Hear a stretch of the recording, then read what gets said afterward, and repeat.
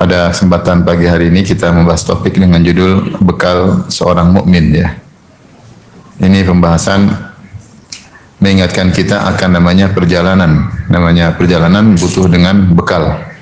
Dan dalam kehidupan ini kita punya dua perjalanan yang panjang. Yang pertama perjalanan di dunia, mengarungi kehidupan dunia sampai selesai. Kemudian kita lanjutkan lagi perjalanan berikutnya, perjalanan di akhirat yang jauh lebih panjang, Dan dua perjalanan ini diisyaratkan di antaranya dalam firman Allah Subhanahu wa taala, "Wa tazawwadu fa inna khairaz zadi taqwa, wattaquni ya ulil albab." Ketika Allah berbicara tentang haji, Allah berfirman, "Wa tazawwadu," berbekalah. Ya, karena orang haji harus punya bekal. Kalau enggak punya bekal dia enggak bisa haji, hanya merepotkan orang lain. Ya, kemudian Allah mengatakan fa inna khairaz zadi taqwa, sebaik-baik bekal adalah ketakwaan. Sebagian ahli tafsir disebut Al-Qurtubi rahimahullah. Adapun firman Allah fa inna khairaz zadi taqwa, sebaik-baik bekal adalah ketakwaan, isyarat pada perjalanan setelah kematian, yaitu perjalanan di hari akhirat. Sehingga haji butuh bekal dan kehidupan setelah kematian juga butuh bekal, dan sebaik-baik bekal adalah takwa. Demikian juga seperti dalam hadis Rasulullah SAW mengisyaratkan tentang dua perjalanan tersebut. Kata Nabi SAW, "Kun fid dunya ka'annaka gharibun aw abiru sabil." Jadilah kau di dunia seperti orang asing atau hanya orang yang numpang lewat. Berarti dunia harus dilewati, tetapi hanya sebentar, seperti orang yang numpang lewat, karena akan melanjutkan perjalanan yang lebih panjang, yaitu perjalanan setelah kematian. Demikian juga ketika Rasulullah SAW didatangi oleh Ibnu Mas'ud dan Rasulullah tidur di atas tikar yang tipis yang terbuat dari daun korma yang dipilin, ya. Maka terlihat bekas di lambung Nabi SAW. Maka Ibnu Mas'ud mengatakan, "Ala nattakhidhu laka wita'an?" Ya Rasulullah, tidakkah kami siapkan bagi engkau kasur yang empuk, ya? Kata Rasulullah SAW, "Mali walid dunya," apa urusanku dengan dunia? "Innama mathali wa mathalud dunya karakibin istadhalla tahta syajaratin summa raha fatarakaha." Apa urusanku dengan dunia? Sungguhnya perumpamaanku dengan dunia seperti seorang pengembara yang sedang bersafar, kemudian mampir sebentar di bawah sebuah pohon, tidur sebentar, kemudian dia pergi meninggalkan pohon tersebut. Yaitu Rasulullah menyebutkan dunia ibarat seperti tempat istirahat sebentar di bawah sebuah pohon yang tidak perlu terlalu nyaman karena cuma sebentar. Masih ada perjalanan yang panjang setelah itu. Tentunya hanya orang yang bodoh yang menempuh perjalanan tanpa bekal, dia tidak akan bisa sampai pada tujuan. Oleh karenanya, pada pembahasan kali ini kita akan bahas tentang bekal seorang mukmin dalam dua perjalanannya. Tentunya pembahasan ini sangat panjang. Makanya Ibnu Qayyim menulis buku judulnya Zadul Ma'ad fi hadi khairil ibad. Perjalanan hari kebangkitan. Zadul Ma'ad, zat artinya bekal, yaitu bekal perjalanan hari kebangkitan. Ternyata buku Zadul Ma'ad yang berjilid-jilid tersebut isinya semua sunnah Nabi sallallahu alaihi wasallam, ya. Dari sirah Nabi, sunnah Nabi, ya. Dari perkara-perkara sepele sampai perkara-perkara besar. Intinya Ibnu Qayyim ingin mengatakan bekal terbaik adalah meniti sunnah Nabi Muhammad sallallahu alaihi wasallam.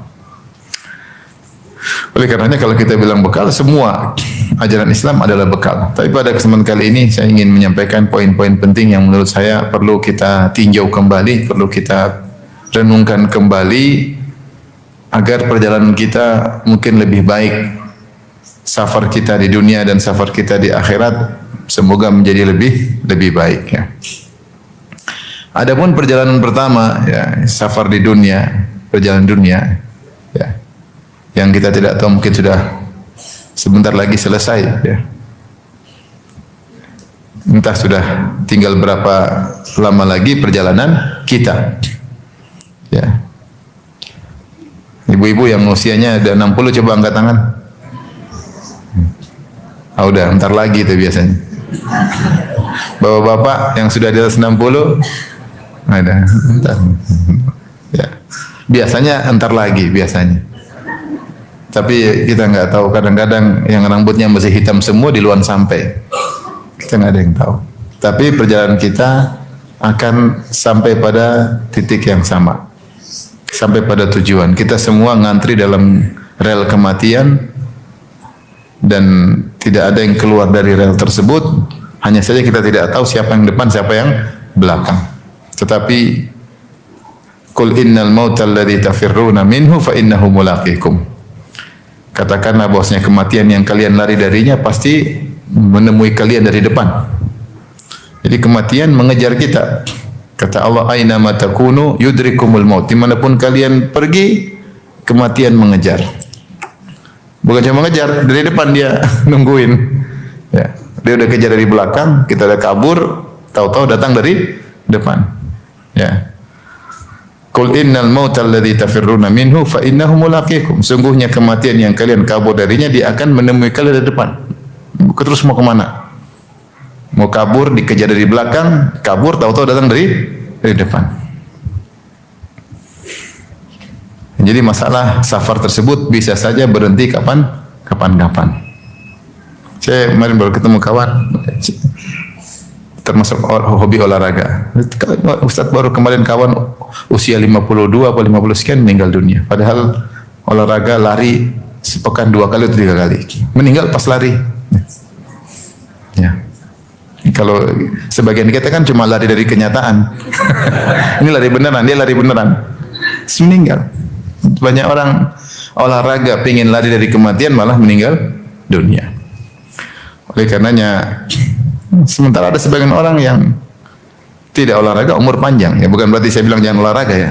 Maksud saya apapun yang kita lakukan usaha itu namanya ikhtiar, tapi ajal di tangan Allah Subhanahu wa taala.